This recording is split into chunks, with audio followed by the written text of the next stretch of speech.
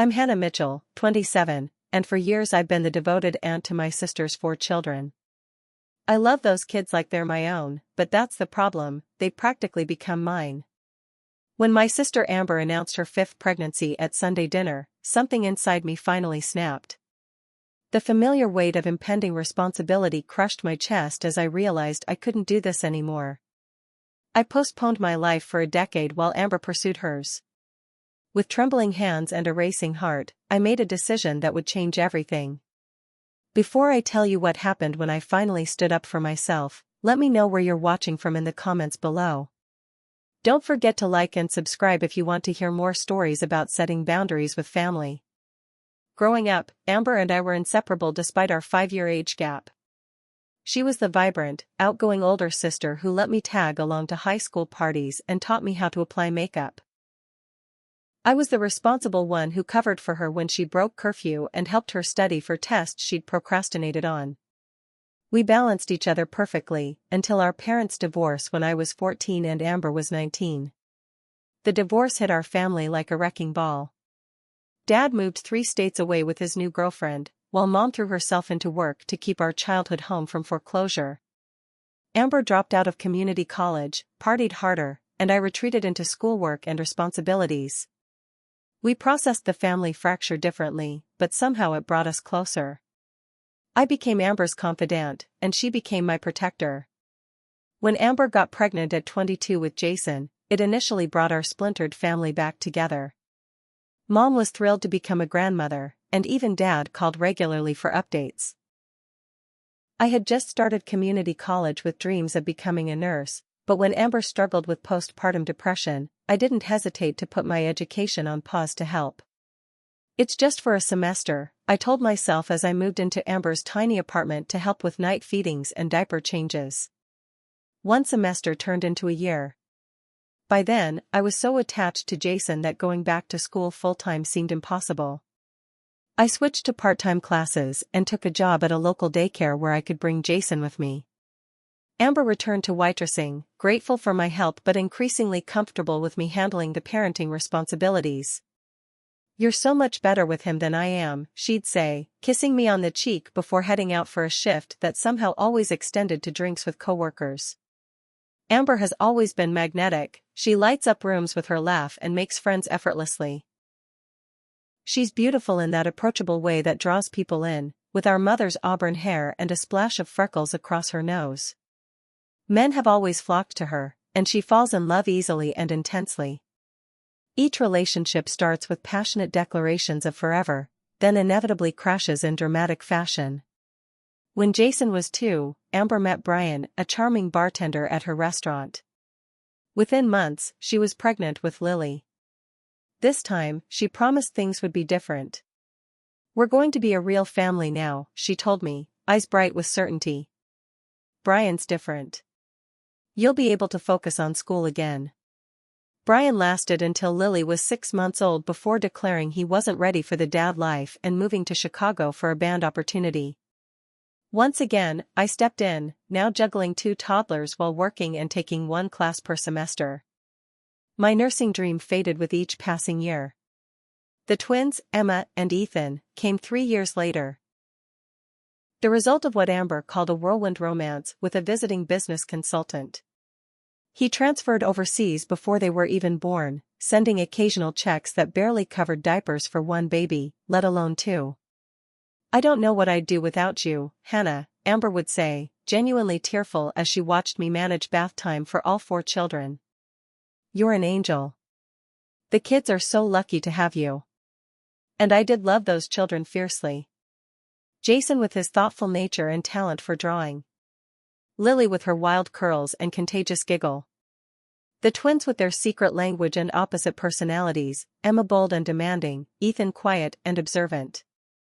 But somewhere along the way, resentment began creeping in. I watched friends from high school graduate college, start careers, travel, and fall in love while I spent Friday nights making dinosaur-shaped chicken nuggets and mediating sibling squabbles. My studio apartment became the unofficial second home for all 4 children, filled with extra clothes, favorite toys, and homework supplies. The bathroom counter held 4 different toothbrushes. The fridge was stocked with chocolate milk and apple juice. The pattern became painfully predictable. Amber would drop the kids off for just one night that stretched into weekends. Emergency babysitting for work became regular childcare while she went on dates. School holidays meant automatic Hannah time. I handled doctor appointments, parent-teacher conferences, and Halloween costumes while Amber posted Instagram photos of cocktails with friends or new romantic interests. Our mother, working 60-hour weeks as a hospital administrator, enabled the situation with well-meaning comments like, "You're so good with them, honey," and "Your sister's just trying to find stability." She'd help financially when she could, buying school supplies or new shoes, but the daily responsibility fell to me. My dating life became a series of first dates that rarely led to seconds once men realized the extent of my family commitments. My last potential relationship ended when Mark, a kind physical therapist I'd been seeing for a month, planned a weekend trip to the coast. "Amber has a work training," I explained as I canceled the night before.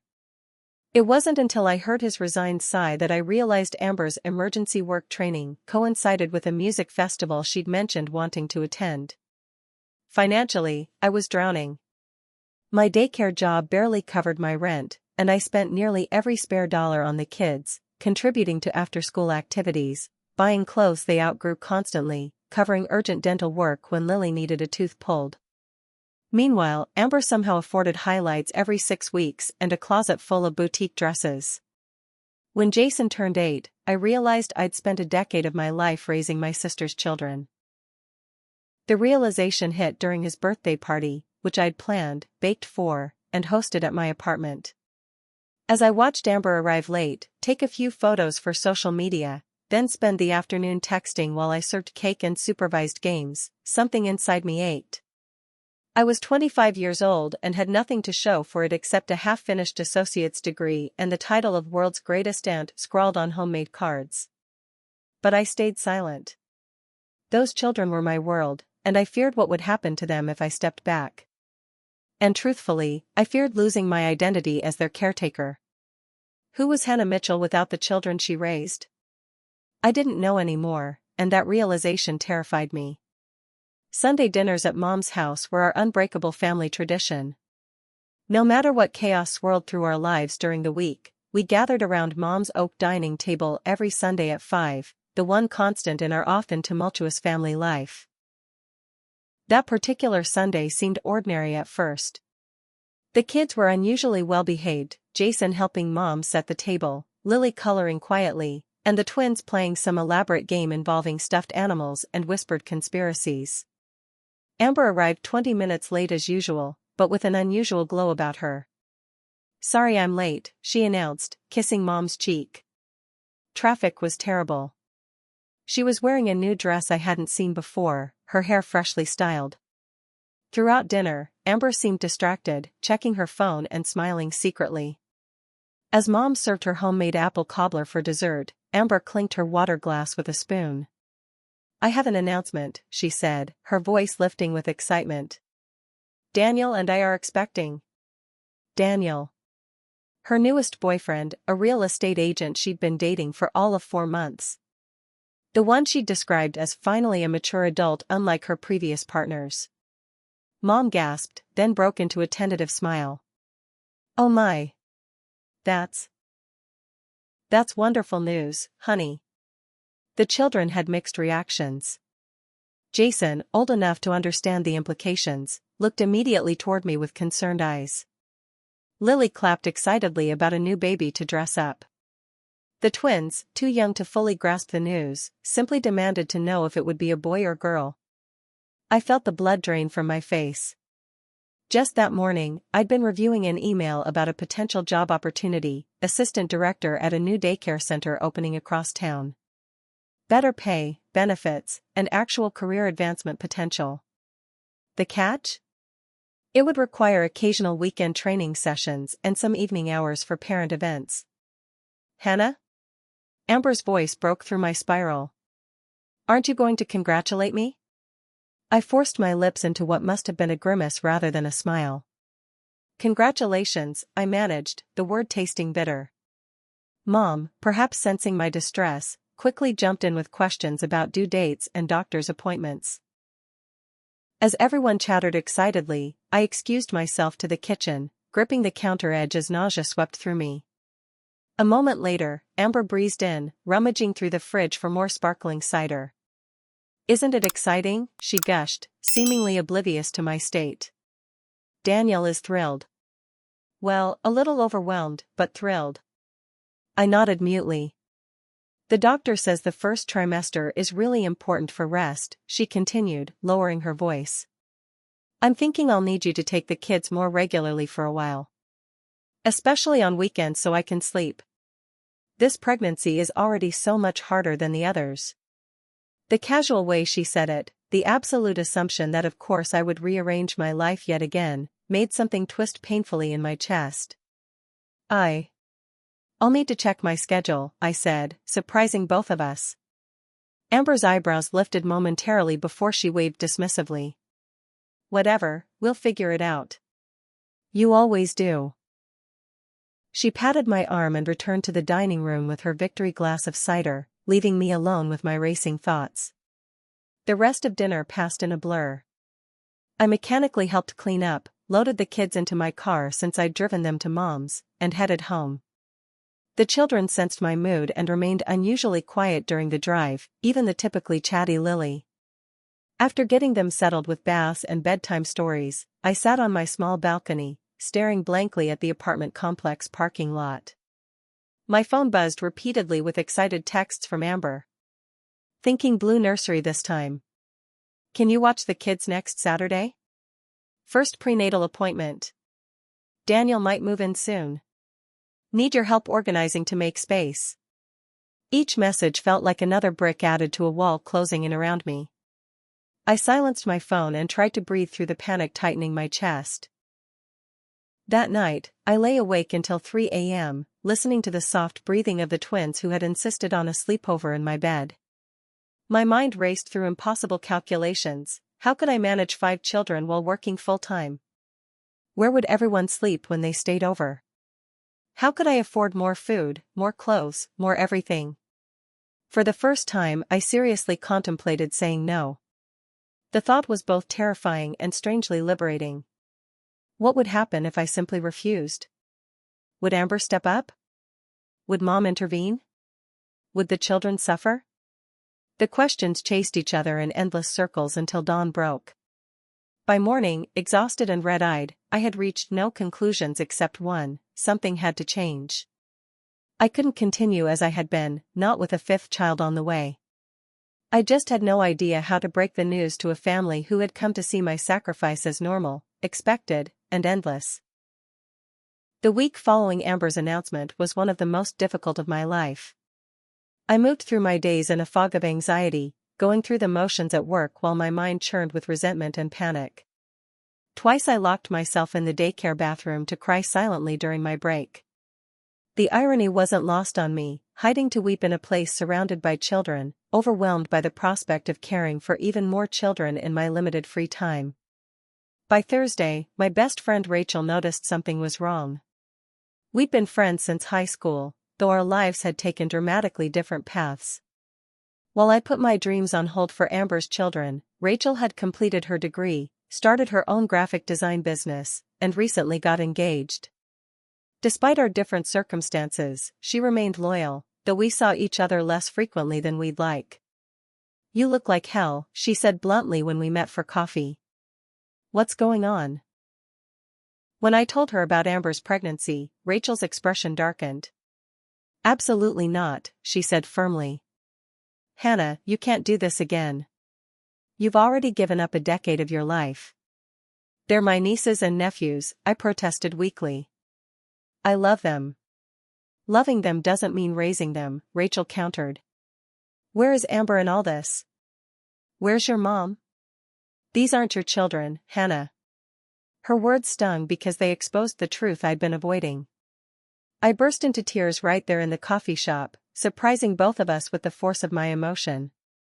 "I think you need professional help with this," Rachel said gently, passing me napkins. "This isn't normal, what your family expects from you.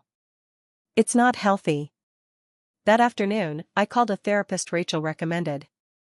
Dr. Miller had an opening the following day due to a cancellation, what she called lucky timing but what felt more like desperate necessity. Dr. Miller's office was painted a calming sage green, with plants thriving on every available surface. She was a woman in her 50s with silver-streaked hair and kind eyes that missed nothing. "Tell me why you're here, Hannah," she said after we'd settled into comfortable chairs. Once I started talking, I couldn't stop. The whole story poured out of me, the gradual evolution from helpful sister to unpaid nanny, the abandoned education, the financial strain, the non-existent personal life, and now the impending fifth child. "It sounds like you've been parentified," Dr. Miller observed. "It's a form of family dysfunction where a child takes on the role of caretaker prematurely. In your case, it began with your parents' divorce and intensified with your sister's children." "But I'm not a child anymore," I said. "No, but the pattern established in your formative years has continued into your adulthood.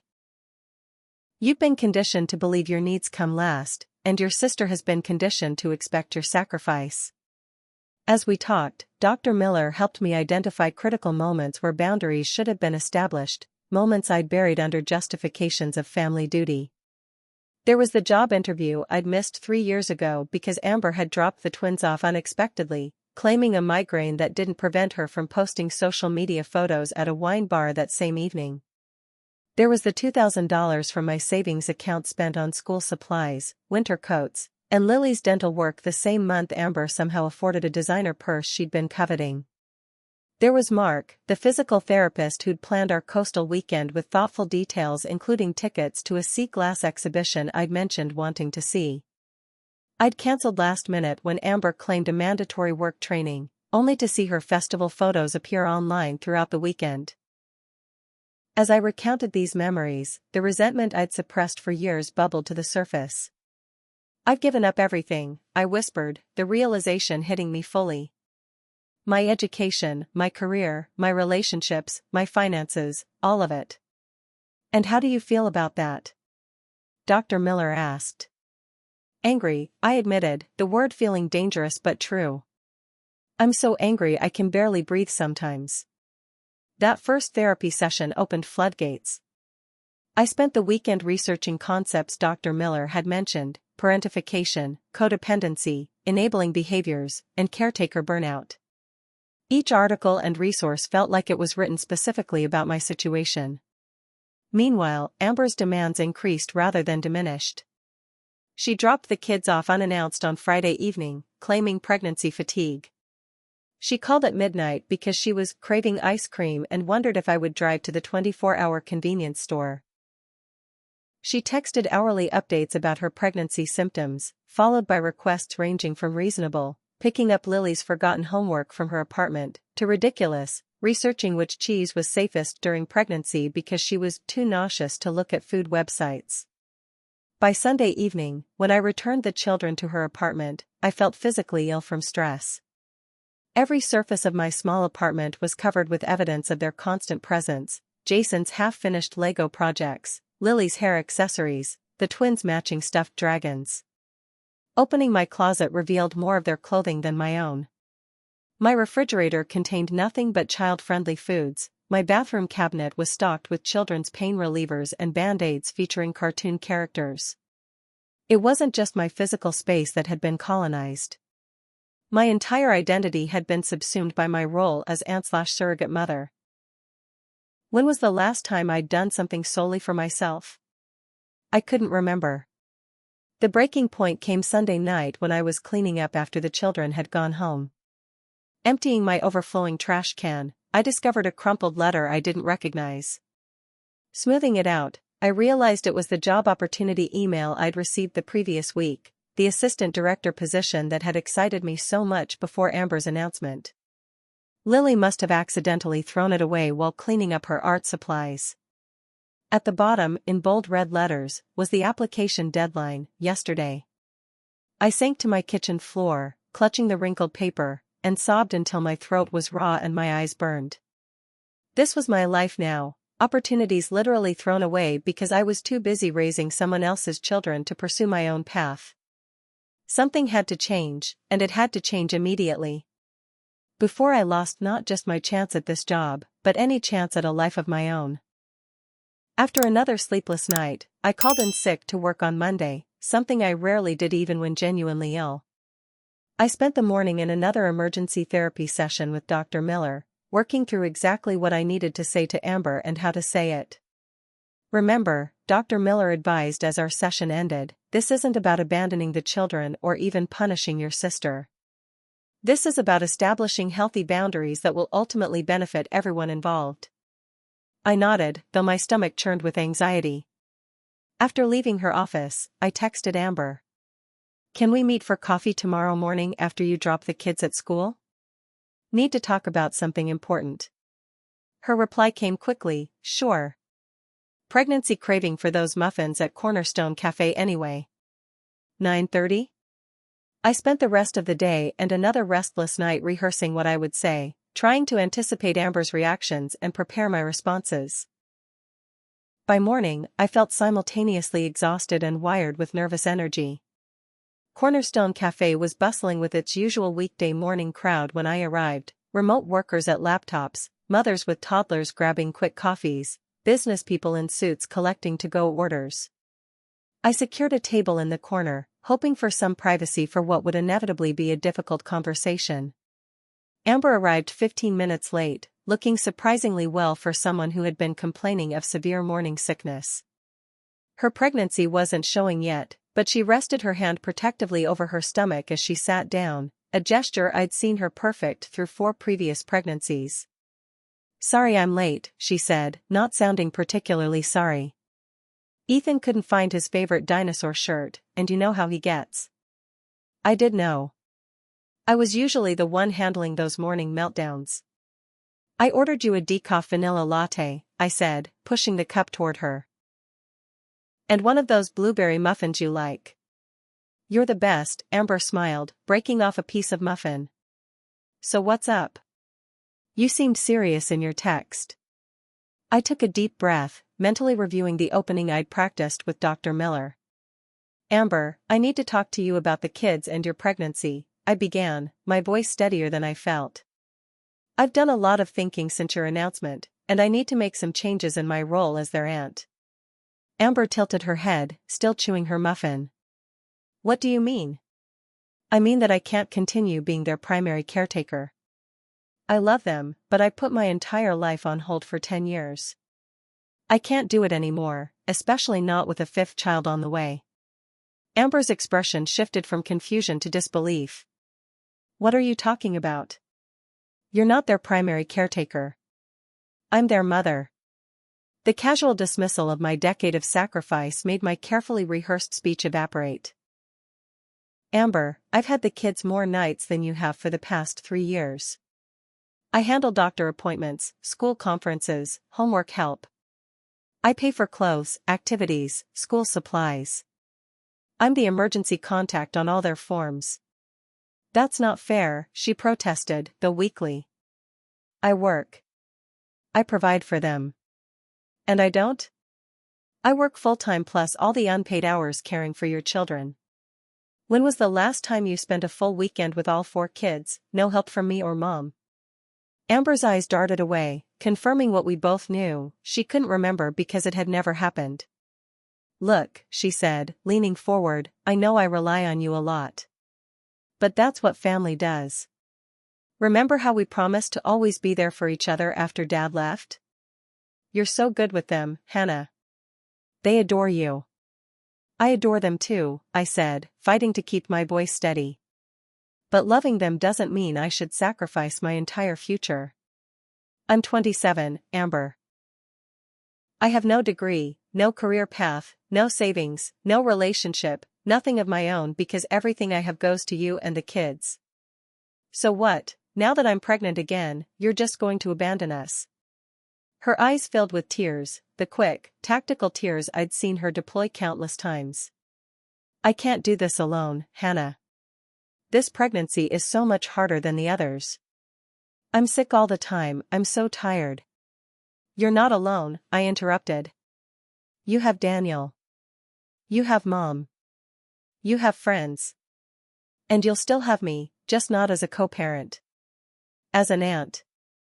Amber's expression hardened as she realized I wasn't backing down. What exactly are you saying?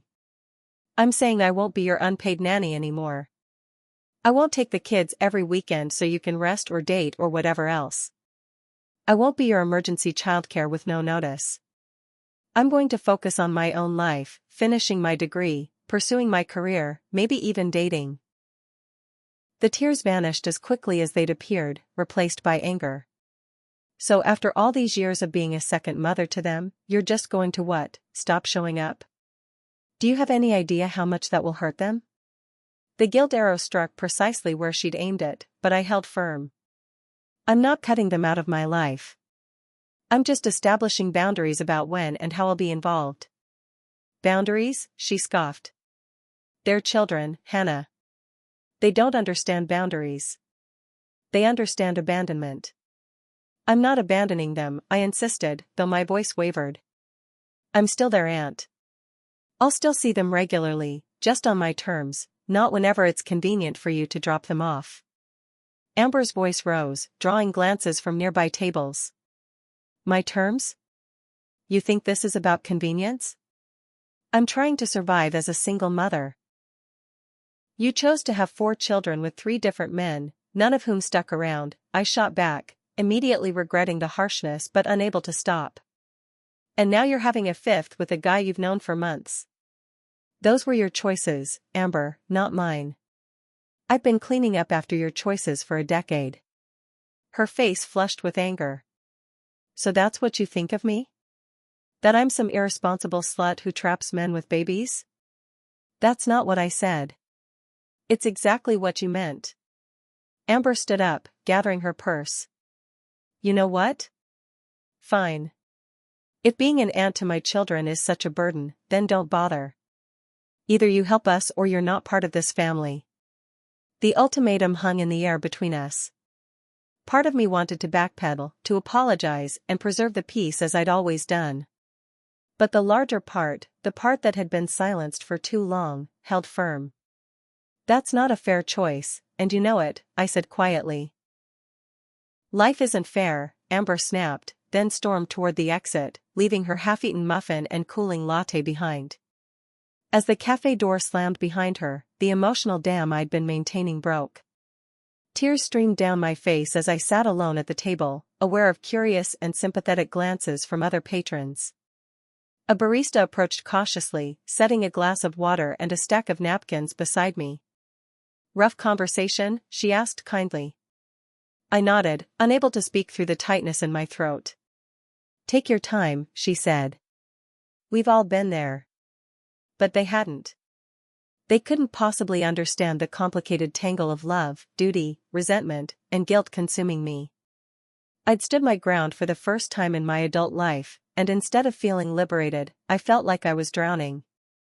The drive home was a blur. Once inside my apartment, I was struck by the overwhelming presence of the children in every corner.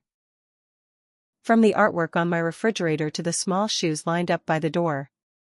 For years, I'd constructed my life around them. Who was I without that identity? My phone buzzed continuously, texts from Amber ranging from angry accusations to tearful pleas, followed by messages from my mother asking what had happened and why Amber was so upset. Then came the nuclear option, a photo of Jason looking sad, captioned, "He wants to know why Aunt Hannah doesn't want to see him anymore." That night, as messages from family members continued to pour in, all taking Amber's side, all urging me to apologize for whatever I'd done, I curled into a ball on my bed and questioned everything. Had I made a terrible mistake? Was I being selfish? Would the children understand, or would they feel abandoned? But beneath the doubt and guilt, a small, steady voice reminded me, if nothing changed, nothing would change. In 10 more years, I'd be 37 with nothing to show for my life but the sacrifices I'd made for my sister's choices. For once, I had to choose myself, even if it meant walking through fire to get to the other side. The 2 weeks following my confrontation with Amber were among the loneliest of my life. My phone, once constantly buzzing with family messages, fell eerily silent except for work communications. My social media feed showed me I'd been excluded from a family dinner at Mom's, a Sunday tradition I hadn't missed in years. The initial barrage of messages from family had stopped once they realized I wasn't backing down. Mom still texted daily, but her messages carried an undercurrent of disappointment that was almost worse than Amber's outright anger. "Amber's having a really rough time with the pregnancy," she wrote. "The kids keep asking for you. I don't understand why you're being so rigid about this." Each message twisted the knife, but I maintained my position, drawing strength from my continuing sessions with Dr. Miller and support from Rachel. "What you're experiencing is an extinction burst," Dr. Miller explained during our third session. "When a behavior pattern is disrupted, there's often an intense reaction before a new equilibrium can be established. Your family is testing your boundaries to see if you'll revert to your old patterns." I nodded, though the clinical explanation did little to ease the ache in my chest when I thought about the children. "I miss them," I admitted. "Especially Jason, he's old enough to feel abandoned, even if the younger ones don't fully understand." "Missing them is natural and healthy," Dr. Miller assured me. "What's important is distinguishing between being a loving aunt and being a replacement parent." The separation felt physical, like phantom limb pain. I'd catch myself buying Jason's favorite cereal during grocery shopping, or setting aside a book Lily would enjoy, before remembering our new reality. My apartment felt cavernous without the chaos of children filling it. The silence I'd occasionally craved now haunted me. The emotional toll manifested physically: insomnia, tension, headaches, a constant knot in my stomach. But alongside the grief came unexpected moments of liberation. For the first time in years, I went to a movie on a weeknight. I spent an entire Saturday reading a novel without interruption. I reorganized my closet, donating the professional clothes that no longer fit my daycare worker lifestyle, making space for a future I was only beginning to imagine. Rachel dragged me out for drinks with her friends, something I'd declined countless times due to childcare responsibilities. When someone asked about my work, I found myself saying, "I'm currently in childcare, but I'm working toward a position in early childhood education administration." The declaration of ambition felt foreign but exhilarating. I updated my resume and applied for 3 positions, including a similar assistant director role at another new daycare center. When I received a call for an interview, I scheduled it without checking anyone else's calendar, a small act that felt revolutionary. The most difficult moment came unexpectedly in the grocery store. I deliberately shopped at a different location to avoid running into Amber, but as I turned down the cereal aisle, I came face to face with Jason. He was with my mother, who looked startled to see me. "Aunt Hannah." Jason's face lit up as he ran toward me, wrapping his arms around my waist. At 10, he was getting tall, his head now reaching my shoulder. "Hey, buddy," I said, hugging him tightly, my throat constricting with emotion. "How are you doing?" "I miss you," he said simply. "Mom said you're busy with work stuff, but when are you coming back?" Lily tried to help with the twins' bath time, but she used bubble bath instead of regular soap, and there were bubbles everywhere. The story, so typical of the daily chaos in their household, made me laugh even as tears threatened. "That sounds like quite a mess." Mom approached cautiously, her expression a complex mixture of joy at seeing me and wariness about the current family dynamic. "Hannah," she said, kissing my cheek. "You look different." I realized she was noticing my new haircut, a shoulder-length style I'd gotten on impulse after a lifetime of practical long hair that could be pulled back while chasing children. "I needed a change," I said simply. "When are you coming for Sunday dinner?" Jason asked, oblivious to the tension between my mother and me. "Mom makes that weird casserole when you're not there.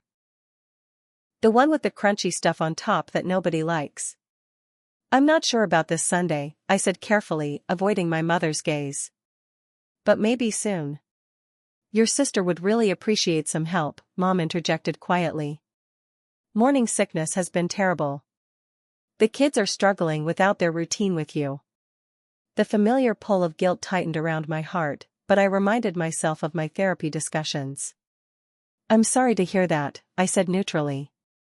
"I hope she feels better soon." So you're really not coming back? Jason asked, his face falling as he processed the adult conversation happening above him. I knelt to his level, looking directly into his eyes, so much like Amber's, but holding a wisdom beyond his years. I'm not gone from your life, Jason. I promise. Things are just different right now while I figure some stuff out. But I love you and your siblings very much. That will never change. He nodded solemnly, but I could see the hurt and confusion in his expression.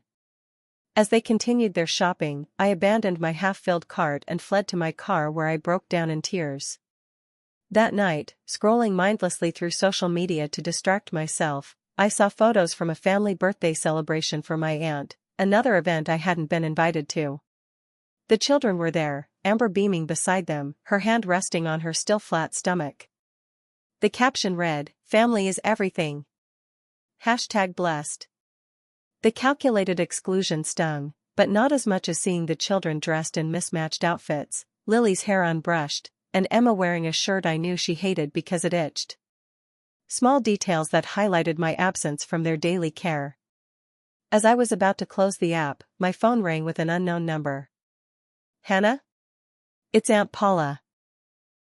My mother's older sister, who lived in the next town over and attended family functions irregularly due to her demanding job as a hospital administrator.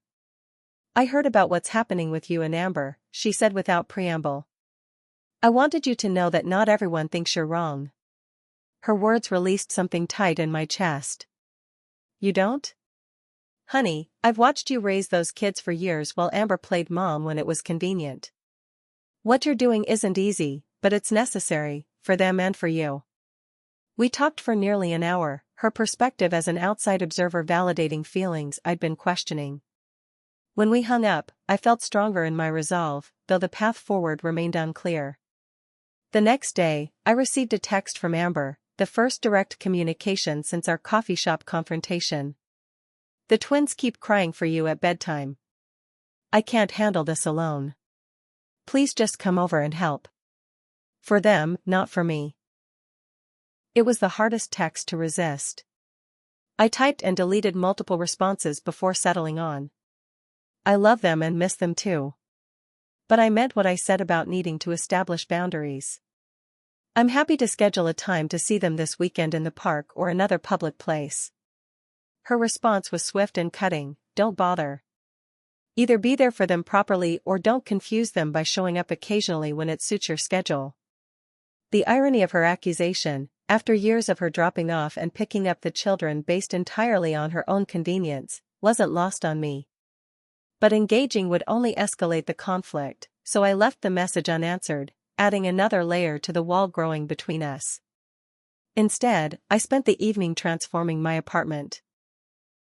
I packed up extra children's clothes to return to Amber, reorganized my living space to reflect my own tastes rather than child-proofed practicality, and registered for 2 courses toward completing my associate's degree. Small steps toward reclaiming my identity, each one simultaneously empowering and heartbreaking. As I taped up a box of the twins' matching dragon stuffed animals, unable to part with them completely but needing them out of daily sight, I confronted the painful truth: the hardest part of establishing boundaries wasn't standing up to Amber. It was accepting that loving those children didn't mean I had to raise them, and that the guilt and grief of partial separation was the price of my own future. 3 months passed in a strange new reality. I settled into a rhythm that would have been unimaginable before my confrontation with Amber. I completed my associate's degree by taking accelerated online courses and landed the assistant director position at Bright Horizons Daycare Center, a job with better pay, regular hours, and actual career advancement potential. My apartment gradually transformed from a chaotic second home for 4 children into a space that reflected my own interests: bookshelves with novels instead of picture books, a small desk for studying, houseplants that wouldn't be uprooted by curious toddlers. I even went on several dates with Chris, a kind software engineer I'd met through Rachel's fiancé. The family rift remained, though it had evolved from active conflict to a cold, uncomfortable distance. I'd seen the children only twice. Once for Lily's birthday at a trampoline park where Amber remained coldly civil, and once at a carefully neutral meeting in the park, supervised by my mother, who had appointed herself unofficial family mediator. It was my mother who eventually bridged the gap, appearing at my door unannounced one Sunday afternoon. "Can we talk?" she asked, looking more tentative than I'd ever seen her. Over coffee at my kitchen table, still the same scarred oak table that had hosted countless children's art projects and hurried meals, Mom surprised me with an unexpected perspective shift. "I've been thinking a lot about what happened between you and Amber," she began. "And I owe you an apology." I nearly dropped my mug. "You do?" She nodded, looking down at her hands. "I enabled this situation. All these years, I've expected you to pick up the slack for your sister because it was easier than forcing her to face consequences. I told myself I was supporting both my daughters, but the truth is I was helping one at the expense of the other." Her admission brought tears to my eyes. "I never wanted to disappoint you." "Oh, Hannah." Mom reached across the table to squeeze my hand. "You've never disappointed me. You're one of the most responsible, loving people I know. I just took advantage of that, and I'm sorry." We talked for hours, really talked, perhaps for the first time as adults rather than as mother and daughter locked in familiar patterns. Mom shared her own struggles as a single parent after Dad left, her fear of repeating her mistakes through Amber, and her guilt about leaning so heavily on me. "I think I need to stop trying to fix everything for Amber," she concluded. "She's 32 years old. It's time she learned to handle her own life." "Has she?" I asked cautiously. "Been handling things, I mean?" Mom's expression turned thoughtful. "Actually, yes, in some ways. Without you as a safety net, she's had to become more organized. The house is still chaotic, but the kids get to school on time, they're fed, homework gets done. Danielle has stepped up more than her previous partners, though I'm not convinced it will last." A weight I hadn't realized I was carrying lifted slightly. The children were okay. Not perfect, not thriving in the way they might have with my constant involvement, but okay. "Would you consider coming to Sunday dinner this weekend?" Mom asked. "I've talked to Amber. She knows there need to be new terms for your relationship, but she misses you." "We all do." I agreed hesitantly, with clear conditions. I wouldn't be providing childcare, I would leave at a reasonable hour, and any attempt to manipulate me into my old role would result in my immediate departure. That Sunday dinner was tense but civil. Amber, now visibly pregnant, greeted me with a stiff hug. The children, less constrained by adult pride, nearly knocked me over with their enthusiastic welcome. "Aunt Hannah! You cut your hair!" Lily exclaimed, touching my shorter style with wonder. "You haven't seen our new school projects." Jason pulled me toward the refrigerator where artwork was displayed. "Dragons miss you," Ethan whispered, referring to his favorite stuffed toy. For a moment, it was as if nothing had changed. But everything had. After dinner, while the kids watched a movie in the living room, Amber and I sat at the kitchen table with Mom, attempting to establish our new normal. "I can't be your on-call childcare anymore," I stated clearly. "I have a new job with actual responsibilities. I have classes. I'm dating someone." Amber's eyebrows rose at the mention of dating, but she nodded stiffly. "Mom explained your boundaries." "That doesn't mean I don't want to be in the kids' lives," I continued. "I love them. I want to be their aunt. Their real aunt, not their second mother." "What does that look like?" Mom prompted when silence stretched between us. "I could take them for one scheduled day per month, like the first Saturday, where we do something fun together," I offered. "And I'm happy to attend their important events, school performances, birthdays. But it needs to be planned in advance, not last-minute emergencies." Amber looked like she wanted to argue but glanced at Mom and visibly restrained herself. "Fine. But what about actual emergencies? If someone is sick or there's a real crisis?" "Real emergencies, yes. A hangover or a date is not an emergency." Amber flushed but nodded. The new arrangement was tested the very next week when Amber called, sounding frantic. "Emma has a fever, and I have an important client meeting." Can you please watch her? Just for 3 hours?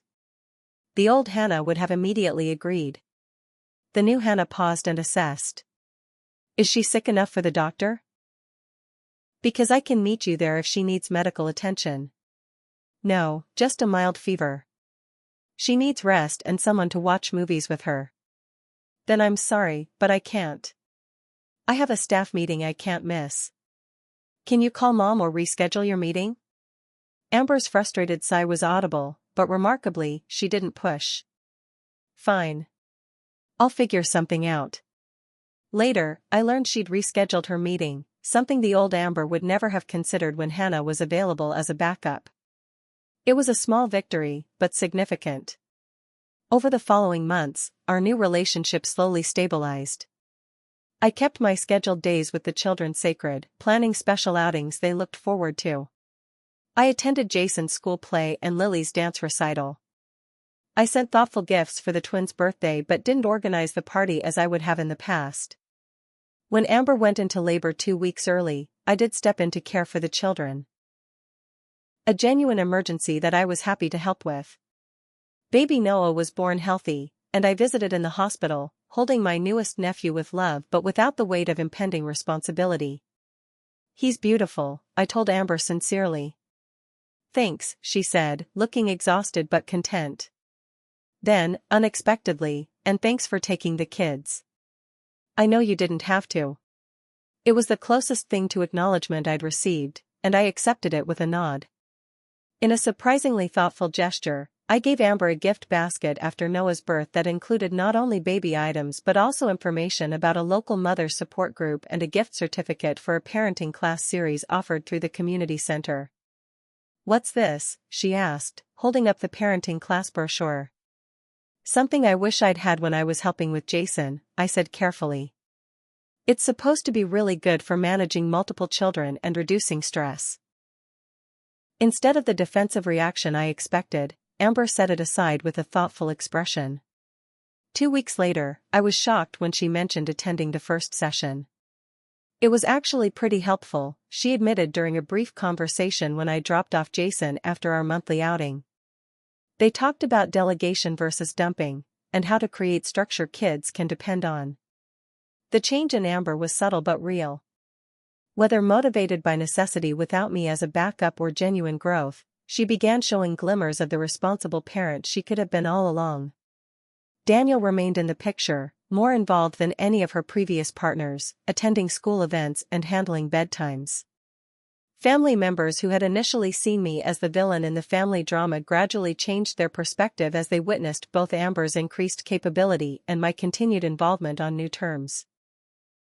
My Aunt Paula remained my staunchest supporter, telling me privately, "You did what none of us had the courage to do, and everyone's better for it." Even my mother, who had enabled the unhealthy dynamic for years, acknowledged the positive changes. You know, she said during one of our now regular coffee dates, I see both my daughters thriving now in ways I couldn't imagine a year ago. My own life blossomed in unexpected ways. The assistant director position utilized skills I developed caring for Amber's children but in a professional context with appropriate compensation.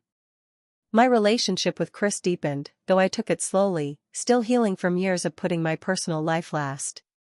Most importantly, I developed a new relationship with each child, one based on quality time rather than daily caregiving. Jason and I bonded over his developing interest in astronomy, spending part of each monthly visit identifying constellations with a star chart app. Lily and I created elaborate art projects she couldn't do at home with a curious baby around. The twins, now in kindergarten, thrived on the individual attention I could give them during our outings. 6 months after our confrontation, Amber and I sat on her back porch watching the children play in the yard while Noah napped inside. I was so angry at you, she said unexpectedly, breaking our companionable silence. I know. I thought you were abandoning us. Abandoning me. She twisted the condensation damp napkin under her glass. But you were right. I took advantage of you for years. The admission, so long awaited, felt anticlimactic. We all fell into patterns that weren't healthy, I offered. I could have set boundaries years ago. would I have listened? Amber asked with surprising self-awareness. Probably not, I admitted with a small smile. You needed to be ready. I'm still figuring it out. But the kids are okay. We're okay. She looked at me directly. Are you okay? Really okay, I mean? I thought about my life now, challenging work, continuing education, a promising relationship, and the joy of being an aunt on my own terms. I'm better than okay, I answered truthfully. I'm happy. And for the first time in our adult relationship, that happiness didn't come at the expense of my sister's convenience. It was mine, earned through the painful but necessary process of reclaiming my life while preserving the relationships that mattered most. 1 year after I stood my ground in that coffee shop, my life had transformed in ways I could barely have imagined. The assistant director position had evolved into a full directorship when my predecessor moved out of state. My relationship with Chris had deepened, we were discussing moving in together when my lease ended. I'd completed additional certifications in early childhood education and was considering programs to finish my bachelor's degree. More importantly, my relationship with my family had found a new, healthier equilibrium. Amber and I would never have the easy sisterhood of our youth, but we'd developed something perhaps more valuable, mutual respect. She no longer expected me to solve her problems, and I no longer resented her for asking. The children had adjusted to our new dynamic with the resilience kids often show when adults finally establish consistent, clear boundaries. They understood that Aunt Hannah had her own life and apartment that wasn't an extension of their home, but they also knew they could count on our scheduled time together. Jason, now 11 and increasingly perceptive, summed it up during one of our astronomy sessions as we lay on a blanket in the park, identifying constellations. I was mad when you stopped coming over all the time, he admitted, eyes fixed on the stars. But Mom's better at being Mom now. And you're happier.